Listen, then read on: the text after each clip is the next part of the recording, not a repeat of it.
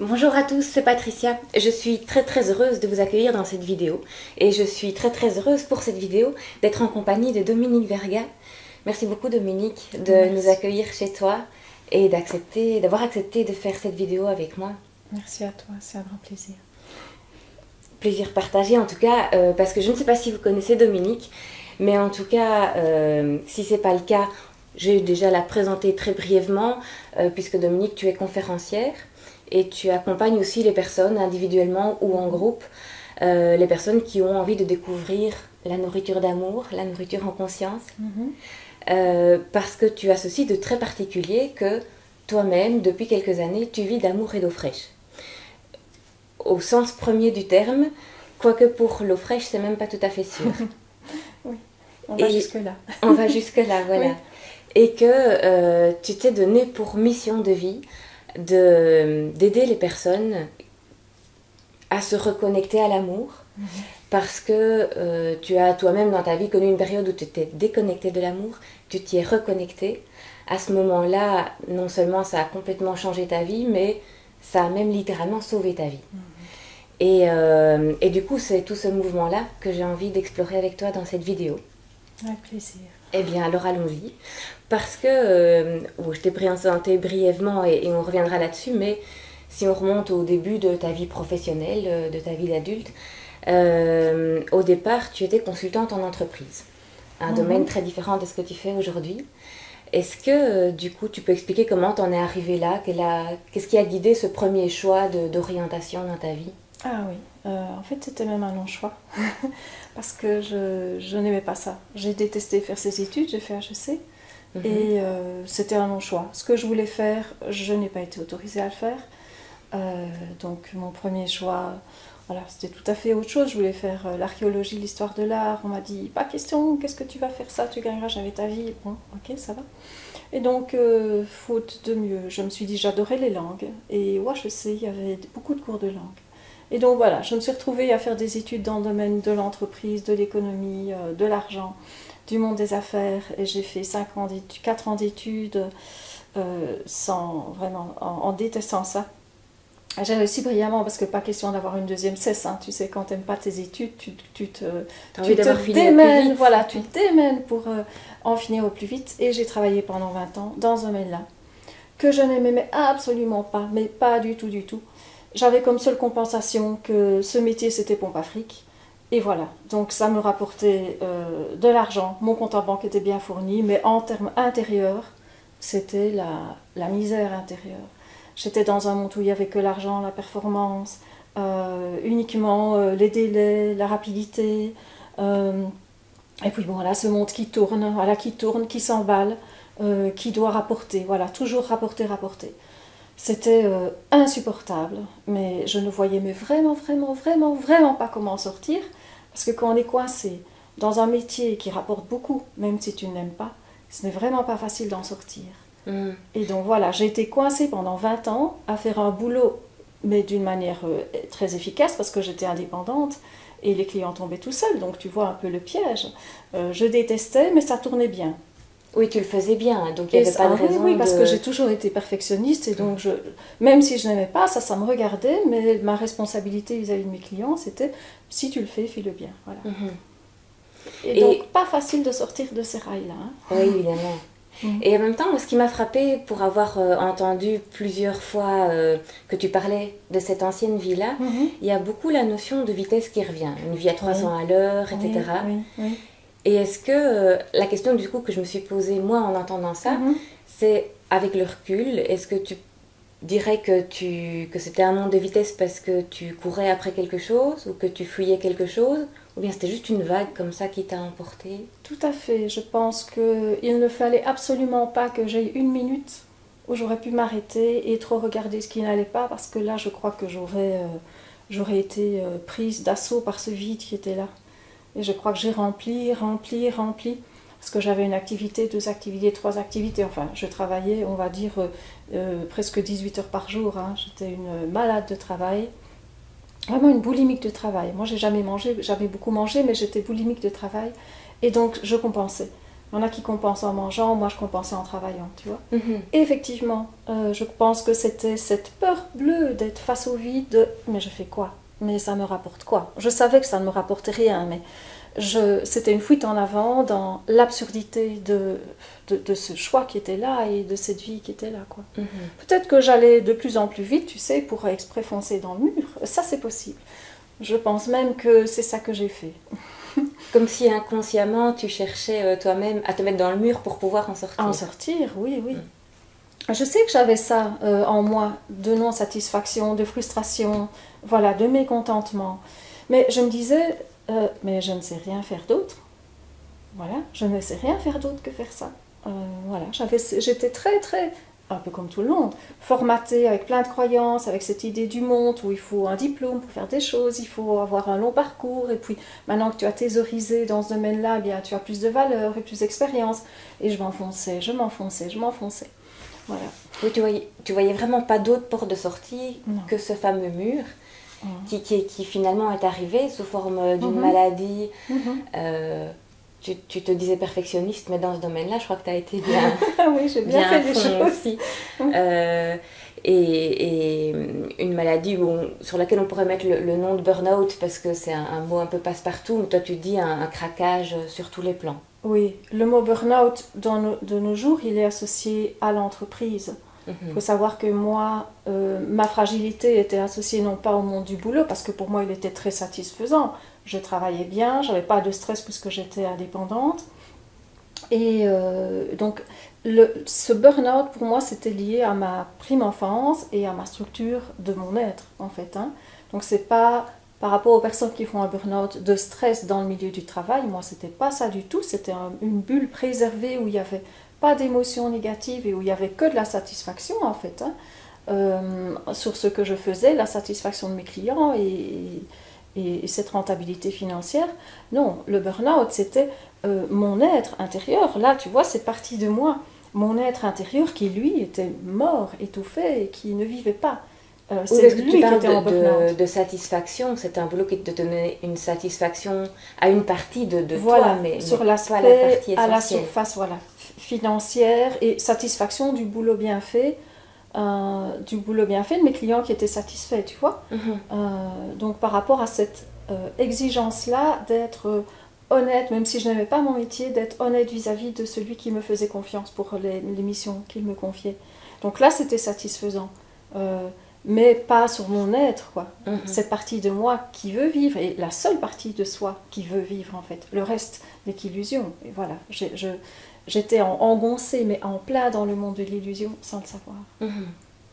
Et donc, comme tu tombes malade, tu te soignes assez logiquement, mais en restant dans cette logique peut-être matérialiste, je ne sais pas comment tu dirais, mais tu te soignes avec des médicaments, en tout cas. Voilà. J'étais dans ce monde de l'illusion, je croyais qu'il était vrai, en fait. Tu vois, je croyais que les médecins savent, je croyais que poser un diagnostic, ça avait un sens, je croyais que donner un médicament, ça allait guérir, je croyais qu'aller à l'hôpital, j'allais entrer mal et sortir mieux.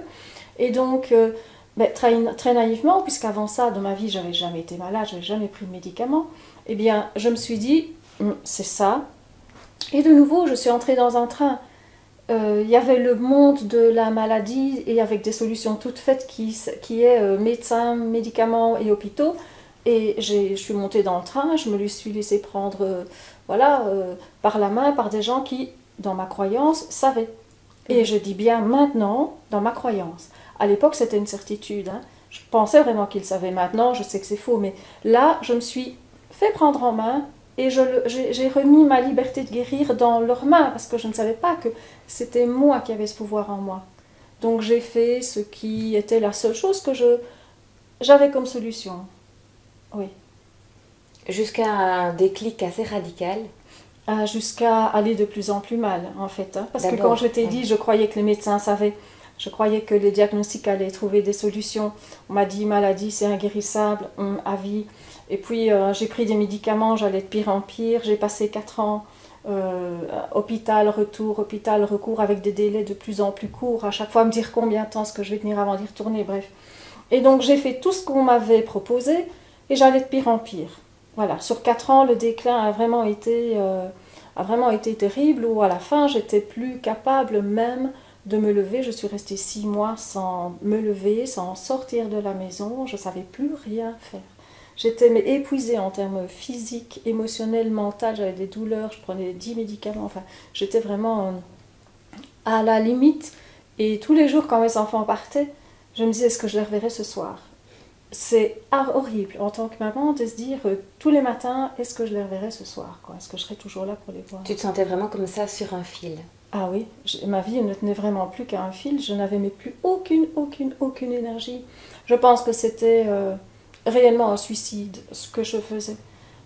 C'était un suicide et j'avais de telles souffrances intérieures depuis toujours qui là sont remontées que c'était insupportable. Mais vraiment, c'était l'enfer. Et à ce moment-là, tu penses pas du tout à même un psy, un accompagnement? Non, je n'avais confiance en personne. Je n'avais confiance en personne et j'étais juste capable de prendre ces médicaments et de faire ces allers-retours à l'hôpital. Mais non, m'ouvrir et aller chercher ce qu'il y avait là au fond, non, ça, il n'en était pas question à l'époque. T'avais confiance en personne ou bien c'est toi qui toi-même te faisais trop peur, enfin, d'aller ouvrir justement ce qu'il y avait à aller rechercher là à l'intérieur? J'avais été construite dans un monde où l'autre est un danger. Ah, attention, danger. Toute autre personne en face de moi était un danger potentiel. C'était ça, un enfermement absolument terrible. Oui. Et alors, qu'est-ce qui a fait ce déclic que tout à coup, tu te dis, mais au fond, il y a autre chose à faire que de prendre des médicaments pour t'aider? Eh bien, vers la fin de ces 4 ans, j'ai refait une crise atroce et je me suis dit, mais à quoi ça sert de prendre autant de médicaments et d'être encore aussi mal? Et là, j'ai vraiment eu un éclair de lucidité. Il y avait déjà mon fils qui me disait, mais maman, pourquoi tu prends tout ça? Ça ne t'aide pas, tu vois bien, si tu devais aller mieux. Tu vois, les jeunes, enfin, ils ont plus de... simplement de bon sens. De bon sens. Il me disait, maman, si ça avait dû te faire aller mieux. Enfin, voilà. Mais je lui disais, mais non, Raph, tu ne sais rien, tu ne peux pas savoir, toi. Bref. Donc, je le rabrouais alors que, bon, il était juste, quoi, dans sa vision des choses. Il disait, si on te prédit qu'avec ça, ça va mieux et que ça ne va pas, arrête. C'était tout ce bon sens de l'enfant qui n'est pas aussi enfermé, enfin, en tout cas que moi je l'étais. Oui, en même temps, alors arrêter, et en même temps, il faut tenter d'être autre chose. Voilà. Oui, c'est ça.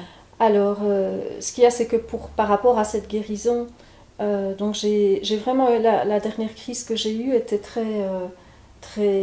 a été vraiment un enseignement pour moi. J'ai pris conscience que, mais alors ça ne sert à rien, tout ça.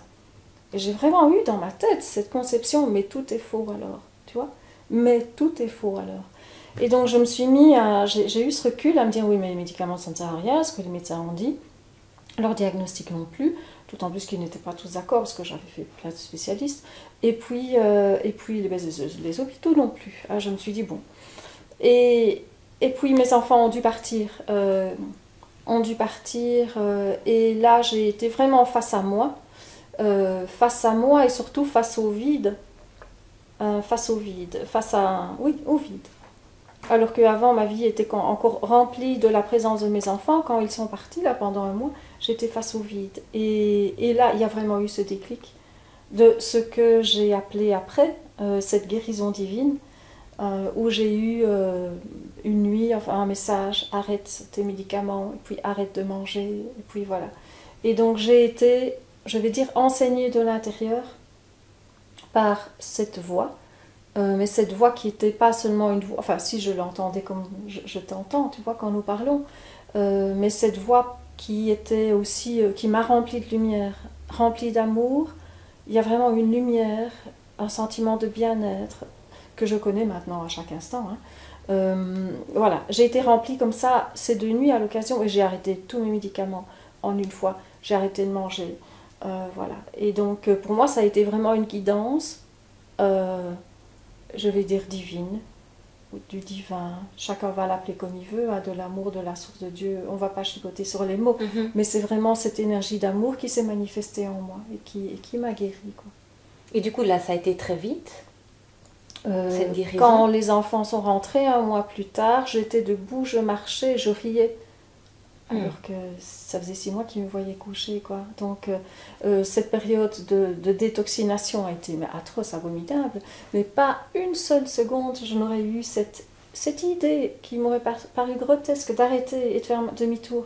Pour moi, j'avais vraiment eu dans le noir absolu, un petit point de lumière, mais minuscule, tu vois ça, dans le noir dans lequel je vivais, mais vraiment. Et ce point de lumière, je me suis focalisée dessus et de nouveau, la vitesse arrive.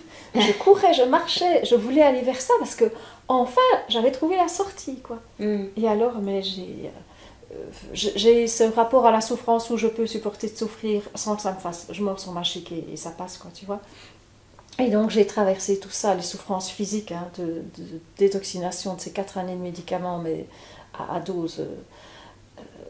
Vraiment comme un drogué, en fait. Ah oui, mais attends, quand on te fait Oui, j'avais une dizaine de médicaments, et puis ils avaient été remplacés, enfin, à chaque fois des effets secondaires, c'était une vraie drogue, quoi. C'est les drogues chimiques, hein, voilà, c'est ce que, de nos jours, la psychiatrie, notamment, hein, te donne des médicaments qui ont plus d'effets secondaires, enfin, c'est un scandale, mais on va passer là-dessus. Plus tous les autres problèmes que j'avais à tous les étages au niveau du système endocrinien. Donc voilà, j'avais un beau petit cocktail bien détonnant. Et donc enlever tout ça, nettoyer tout ça, dépolluer le corps de tout ça, quoi. Et donc malgré que c'est très dur, que ça entraîne beaucoup de souffrance, le doute ne s'installe pas. Jamais. Et tu ne lâches pas le cap. Jamais. Ça, c'est maintenant que j'accompagne des personnes et que je vois à quel point les personnes parfois ont peur, hésitent, n'osent pas souffrir, tu vois, aller au-devant de la souffrance. Là, je me suis dit, mais qu'est-ce qui s'est passé en moi? Moi, j'ai vu ce point de lumière et j'ai couru, volé. Je n'avais de cesse que de me retrouver à la lumière entière, quoi. Et quelles que soient les souffrances à supporter, ça n'avait aucune importance, quoi. J'avais vraiment ça, d'avoir cette lumière qui me guidait et de ne plus m'en détacher une seule seconde, quoi, un seul instant. Donc j'ai vraiment eu ça, j'ai été happée par la lumière, c'est vraiment ça. Mais du coup, tu guéris, en tout cas physiquement déjà, mais enfin, tu guéris à tout point de vue. Oui. Et alors, qu'est-ce qui se passe? Parce qu'à aucun moment, tu ne penses reprendre ton ancienne vie, ton ancien métier? Ah non. Aussi. Alors là, non, plus du tout. Alors là, une fois que j'ai été de l'autre côté, vraiment, mais de l'autre côté, hein, c'est pile ou face. C'est vraiment ça. Hein. Ça n'a pas été progressif. Cette conscience où j'étais là au-dessus. Donc, quand j'ai arrêté mes médicaments, j'ai vraiment eu l'impression que j'étais au bord d'un précipice et que je plongeais. Je me suis dit, ou je m'envole, ou je m'écrase. Et puis je me suis envolée. Mais de toute façon, mon ancienne vie, c'était fini. Et tout, absolument tout. Et jamais je ne me suis dit, je vais recommencer cette ancienne vie-là. Pour moi, c'était vraiment la lumière et la conscience. Vraiment, c'était l'envol de la conscience qui me faisait voir, mais toute l'absurdité.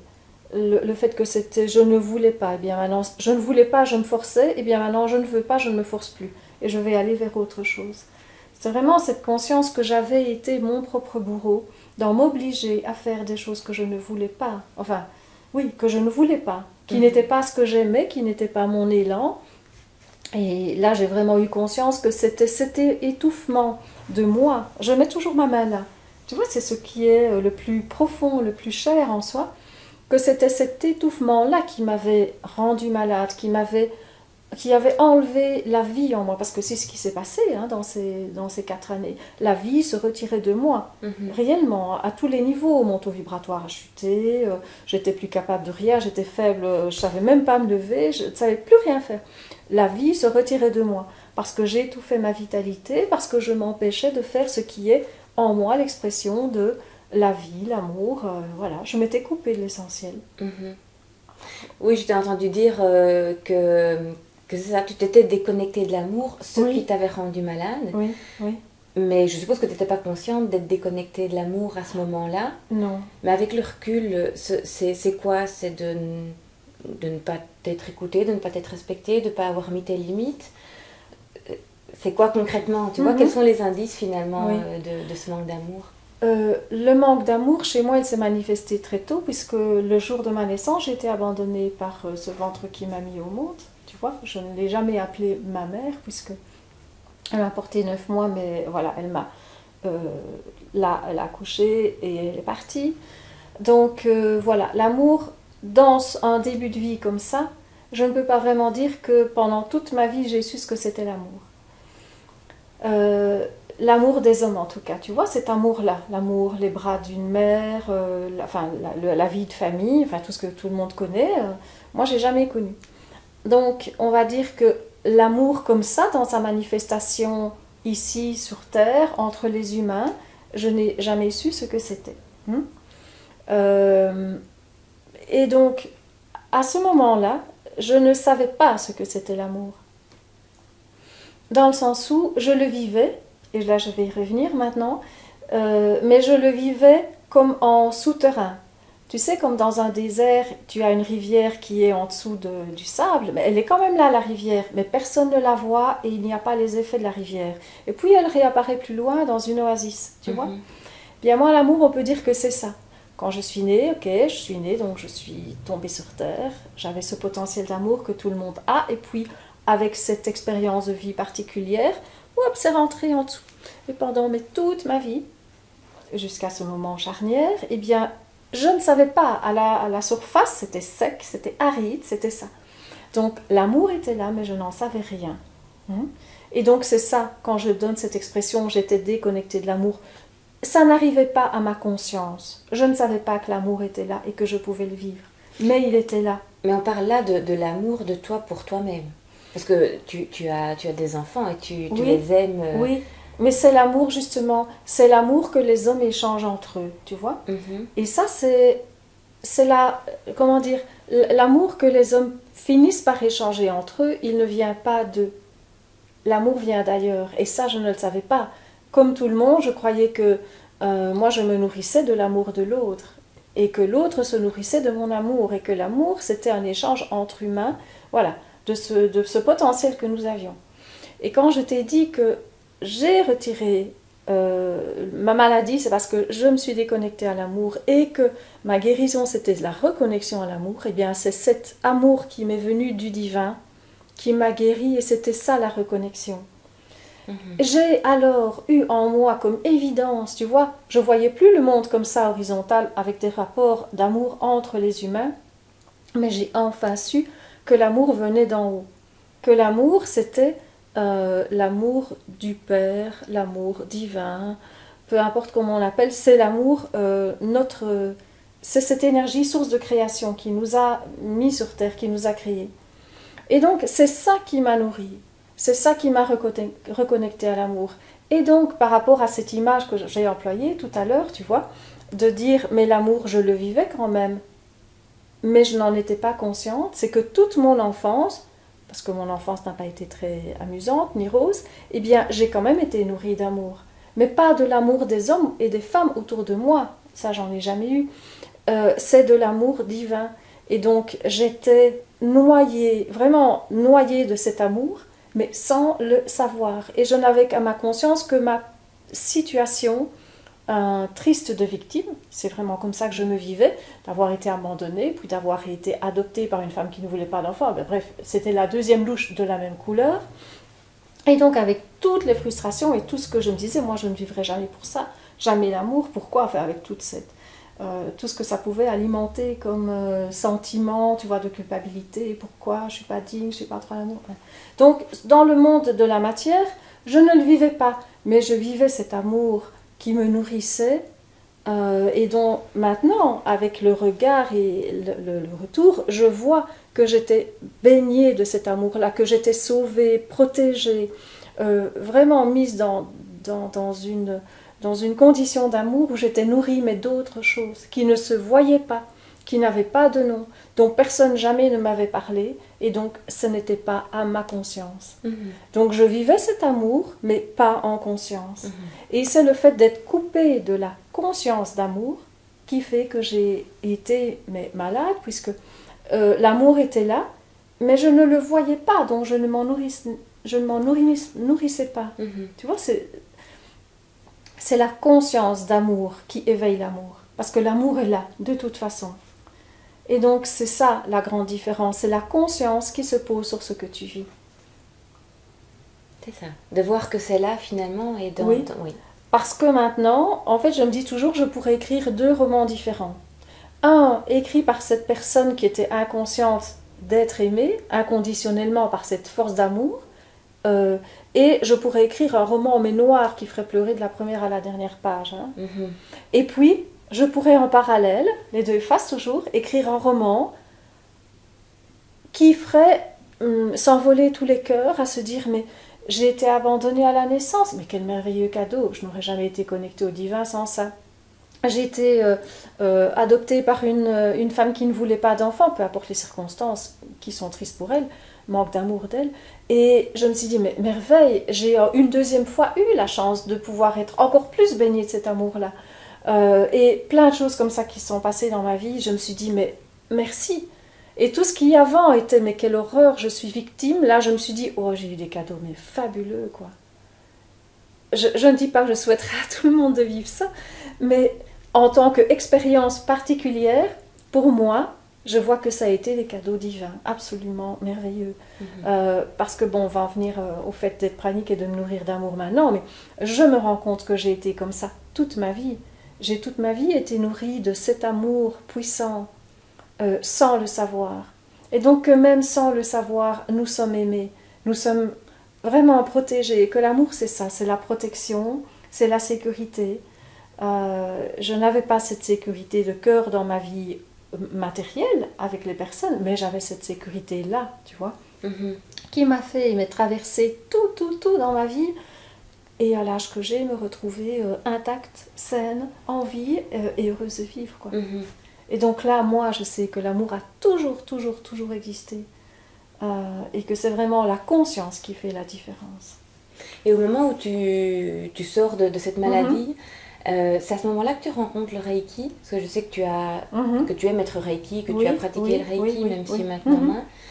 Et c'est aussi ça qui t'a aidé du coup à aller plus loin, vraiment dans cette confiance d'amour. Le Reiki, je l'ai utilisé, je l'ai rencontré, c'était encore un beau cadeau d'amour, le Reiki, au détour d'un soin qu'on m'a donné, et que ce praticien, c'était un kiné, il faisait du Reiki, je n'en savais rien. Et une fois que j'ai eu encore une crise je suffoquais beaucoup, je ne savais plus respirer, on m'amenait régulièrement à l'hôpital parce que bref. Et j'ai fait une crise chez lui, heureusement. Tu vois, à chaque fois je me dis heureusement, il a mis sa main sur moi, et 5 minutes après c'était fini quoi, j'étais calmée. Je lui ai dit mais c'est passé quoi là?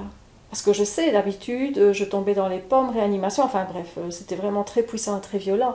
Je lui ai dit mais il s'est passé quoi là? Pour moi c'était un miracle quoi. Et alors il m'a expliqué, puis je me suis formée, et c'est ainsi que j'ai eu cet outil. Mais je ne faisais pas, pour moi c'était juste, ok, moi j'ai ça dans les mains, ok, il paraît que tout le monde là, c'est bien, et on se connecte. Mais je n'avais pas fait le lien, tu vois, d'où ça venait ça.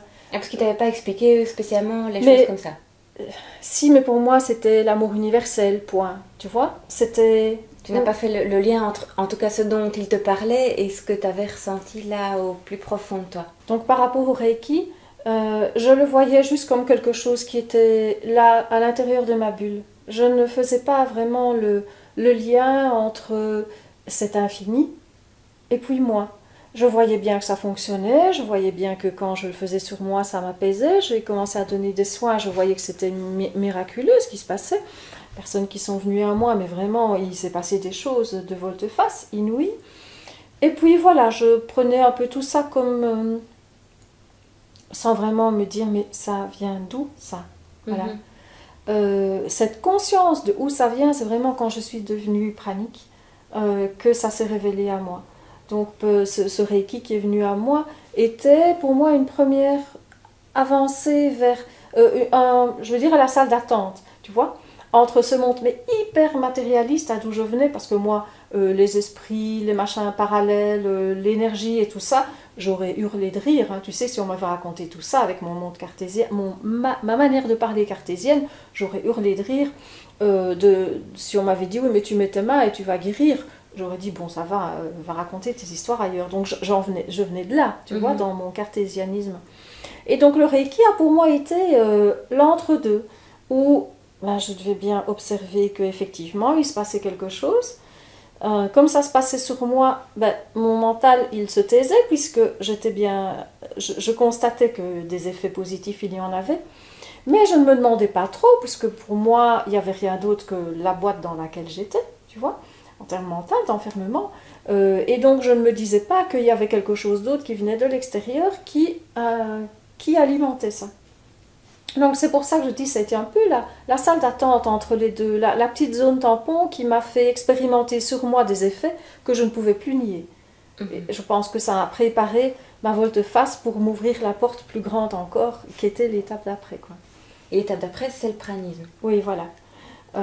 Et donc, par rapport au prana, donc pendant une année, j'ai fait plusieurs jeûnes, hein, j'ai arrêté de manger, mais là, je m'arrêtais spontanément. Je ne me suis jamais dit, j'arrête de manger. Un matin, je mangeais pas, puis je mangeais rien toute la journée, et puis je continuais des jours, et il n'y a plus rien qui pouvait passer. Donc, on va dire que c'était des jeûnes spontanés.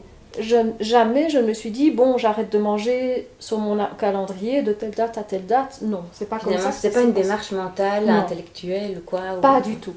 C'était tout le temps là. Je faisais ce qui était présent. En fait, plutôt, j'observais ce qui était présent et qui se passait en moi. Voilà, ce serait plus juste de dire ça. Et donc, j'ai fait plusieurs jeûnes. J'ai fait presque 6 jeûnes sur une année. Et le dernier jeûne, donc je buvais beaucoup pendant mes jeûnes. Et le dernier jeûne, non seulement je n'ai plus su manger, mais je n'ai plus rien su boire non plus. Il n'y a pas une seule goutte qui a su passer le cap de ma bouche en 6 jours. Et je me suis dit, 6 jours, je suis censée être morte là. Tu vois, j'avais cette croyance, encore une croyance. Poubelle, toutes ces croyances. J'avais cette croyance que si on ne buvait pas 3-4 jours, on mourait, quoi. Oui, c'est ça, c'est la mienne aussi. On m'a toujours dit 3 jours. Eh bien, je t'informe que voilà. Et donc, jamais testé. Et donc, en effet, et c'est pas que j'étais mal, mais je survivais, c'est le contraire. Il y avait au niveau de mes perceptions, d'abord de mes 5 sens, et puis de toutes les perceptions extrasensorielles, quelque chose mais de fabuleux qui s'est ouvert, où ça a été des 6 jours d'extase, réellement, avec une connexion au monde infini, avec plus dedans, dehors. J'étais en connexion avec le tout, avec les pensées des êtres, avec leur corps, avec tout. Les objets, les humains, tout, l'air, le vent, tout me parlait, l'eau, tout était vivant. Voilà, il n'y avait plus moi et le monde, il n'y avait qu'un. C'est vraiment ça. Et donc, voilà, j'ai vécu cette première expérience, mais d'éveil absolument fabuleuse, où j'étais reconnectée à ce tout. Et là, je suis vraiment passée, donc j'ai été dans la boîte, j'ai été dans cette interface-là, salle d'attente avec le Reiki, et puis là, ça s'est ouvert sur ces 6 jours d'une manière fabuleuse. Et puis, mes enfants étaient terrorisés de voir que je ne mangeais pas, que je ne buvais pas. Ils ont voulu me forcer à faire boire, enfin me dire, j'ai dit, ok, je ne veux pas vous inquiéter, je vais boire. Et puis là, je me suis rendu compte que je ne savais pas boire.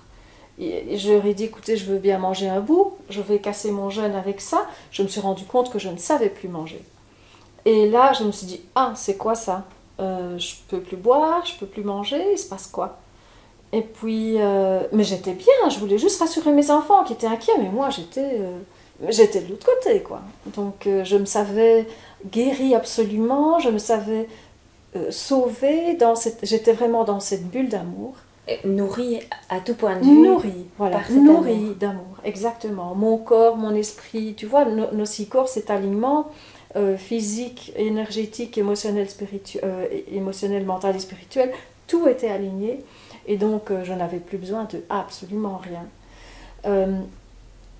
Il y a juste que mes enfants étaient inquiets, et donc j'ai cherché une manière de les rassurer. Et donc là, j'ai fait des recherches sur le net, j'ai rencontré une personne pranique. Et là, on m'a expliqué. Donc, je vivais l'état. Et on m'a expliqué, on m'a mis de la théorie sur ce que je vivais. On m'a dit, mais tu sais, c'est normal. Ok, ça va, si c'est normal, c'est parfait. Moi, je vis comme ça, c'était Erika Witt en Belgique, à Bruxelles. Elle me dit, moi, je vis comme ça depuis de nombreuses années. Il y a plein de gens qui vivent comme ça, tu sais. Et voilà, et j'ai découvert, après, ce que je vivais. Tu as mis une explication sur ce voilà, que tu vivais. Donc j'ai commencé par l'expérience et puis j'ai pu expliquer à mon mental ce que c'était moi. En fait, j'avais pas besoin d'expliquer à mon mental, j'avais besoin de rassurer mes enfants. C'était vraiment ça. Moi, j'aurais pu vivre comme ça sans explication. L'information théorique est venue à moi pour pour eux. Mais moi, je n'en avais pas besoin. J'aurais vécu comme ça sans le savoir. Et je me rappelle, je leur ai dit, bon, maintenant, vous me fichez à paix. Hein. Je ne mange plus, je ne bois plus, mais c'est rien. Hein. Vous ne vous inquiétez pas, hein, tout va bien. Et je suppose qu'avec le temps aussi, ils ont vu qu'en effet, tu ne dépérissais pas. Ah ben oui, avec le temps, ils ont vu les effets. Donc, d'abord, la guérison d'absolument toutes ces maladies qui étaient incurables. J'ai continué à faire des prises de sang parce que, bon, quand même, je ne suis pas folle et je voulais avoir des choses objectives. Et puis, bon, les médecins ont dit miracle, c'est pas possible. Et puis, ils ont bien vu que mon énergie, bon, je dormais plus en fait. Au début que j'étais pranique, je dormais 3 heures. Et puis, bon, ça a été aussi ça en diminuant. Donc, ne plus dormir, une énergie, mais énorme, quoi. Tu vois, cette énergie-là, si je dors pas 3, 4, 5, 6, 7 nuits, j'ai la même énergie que maintenant et pas trop de pompe tout le temps en pleine forme. Une capacité à faire des choses, soulever des poids, tu vois, si je dois les aider ou quoi. Une fois, on était allé faire du squash. Ça faisait 10 ans que j'avais plus fait de squash, tu vois, et la première demi-heure, le squash est assez... physique. C'est assez physique, donc ni au niveau du souffle, ni au niveau du cœur, ni au niveau des muscles, j'ai eu de problème. J'ai battu mon fils qui avait 16 ans au squash alors que j'en faisais plus depuis 10 ans.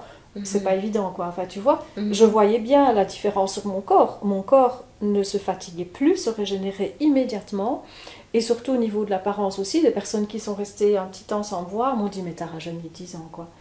Et ça fait 3 ans que je suis pranique maintenant, et les personnes me disent, mais tu sais, quand elles restent longtemps sans me voir, 1 an ou 2, elles me disent, mais tu n'arrêtes pas de... C'est comme s'il y avait une régression, oui, une régénération cellulaire, voilà, quelque chose comme ça, quoi. Et donc, voilà, c'est à tous les niveaux, au niveau physique, ça se manifeste au niveau physique. Et donc là, je suis vraiment connectée au fait que le corps n'est qu'énergie. Enfin, nous sommes énergie, d'accord ? La matière est c'est la matérialisation de notre état de conscience, d'amour. C'est vraiment ça. Et que la maladie n'est absolument pas une fatalité, que si nous nous reconnectons à cette conscience que nous sommes amour, eh bien, tout guérit. Et on n'a besoin de rien faire. Et moins on fait, plus ça va vite. Voilà, c'est vraiment ça. Oui, parce que je t'ai entendu dire aussi que donc maintenant tu vivais dans un monde d'absolue liberté et sécurité, ce qui fait rêver, et où tu ne fais pas le moindre effort, tu demandes. Oui. La loi d'amour s'exprime en nous ainsi. Vraiment, il y a cette ouverture, il y a ce grand oui à l'amour à dire, à trouver en soi. Et le oui, il peut y avoir des empêchements, mais ça, c'est ce que j'accompagne en processus. Mais quand le oui est installé en soi, eh bien c'est juste se reconnecter, je me reconnecte à qui je suis. Je suis amour et je ne fais que, tu vois, comme une petite graine qui, quand elle est dans de la terre, elle va exprimer son programme de graine. Une tulipe va devenir une tulipe, un séquoia va devenir ce grand arbre. Pourtant, à voir, c'est la même petite graine.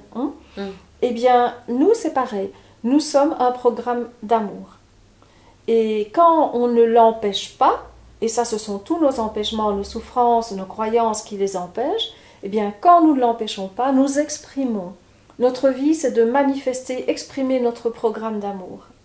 J'ai été conçue par l'amour, je suis amour et je suis sur terre pour manifester l'amour de toutes les manières possibles. Et quand on ne le contraint pas, les effets... Tu vois, une fleur, elle va produire des pistils, elle va produire des feuilles, elle va produire un parfum, tu vois. Un arbre, il va produire des fruits. Eh bien, nous sommes là pour produire la manifestation de l'amour, c'est-à-dire la sécurité. C'est vraiment ça, moi je me sens en permanence comme dans un cocon, tu sais, comme les cocons là qu'on représente dans les tableaux, voilà. Je me sens, mais comme ça, je peux même le visualiser. C'est la sécurité, c'est la santé parfaite. Que je n'ai rien fait pour qu'elle arrive, elle est venue toute seule. C'est la satisfaction de tous les besoins. Et c'est le fait que quand dans mon cœur, je visualise, je demande quelque chose, eh bien, ça se matérialise. C'est ce que, peut-être sans vivre ça, on appelle la pensée créatrice. C'est le cœur créateur, tu vois. Quelque chose qui se manifeste, qui se visualise, tu vois, c'est comme une voûte où il y a le tout possible. Tu imagines le tout possible. Et quand je pense à un et que je décide ça, eh bien, cette puissance d'amour le matérialise ici, sur Terre, dans la matière visible, concrète, par ce qui se passe. Et c'est parce que tu as justement cette confiance que ça va se manifester. Tu vois, est-ce que Ce n'est même pas une confiance, parce que au début, j'ai constaté, de nouveau, c'est ma conscience qui a observé que ça se produisait. Au début, je ne savais absolument pas que tout ça allait arriver dans ma vie. Donc, dans toute ma vie, moi, j'ai toujours vécu l'expérience et puis eu la théorie. Et donc là, maintenant, on peut te dire que c'est de la théorie que je te dis, de la part d'expériences que j'ai vécues. Donc au début, ça me tombait du ciel, j'observais ma guérison, le fait que je dormais plus, le fait que je pensais à quelque chose et pof, ça se manifestait. Une fois, deux fois, trois fois, et pour finir tout le temps, et depuis 3 ans, c'est ma vie. Et donc maintenant, ce que je te dis est de la théorie, mais je n'avais pas confiance que ça allait se passer. J'observais que c'était ça que je vivais. Et après, j'ai continué à avoir des messages en reliance au divin et par le Verbe qui passe par moi. Et donc maintenant, je peux dire que ce sont des lois d'amour parce que je les vis, parce que je les expérimente, parce que cet amour qui passe par moi produit tous ces effets, tu vois. Et ces effets, ils sont les mêmes pour tout le monde. Les personnes que j'accompagne maintenant et qui arrivent dans ce territoire où ils vivent cet état, elles vivent toutes la même chose. Donc ce n'était pas juste propre à moi, c'est vraiment les lois universelles d'amour qui sont là, et qu'on ne les empêche pas, elles produisent leur effet comme une petite fleur. Eh bien, elle va devenir, imagine un coquelicot rouge avec son truc noir, et puis tout léger, gracieux, résistant même s'il a l'air fragile. Eh bien, voilà. Chacun de nous, nous exprimons l'amour à notre manière, avec ces lois-là. Sécurité, satisfaction de tous les besoins, nourriture, et voilà. Et ça, ce sont les lois d'amour.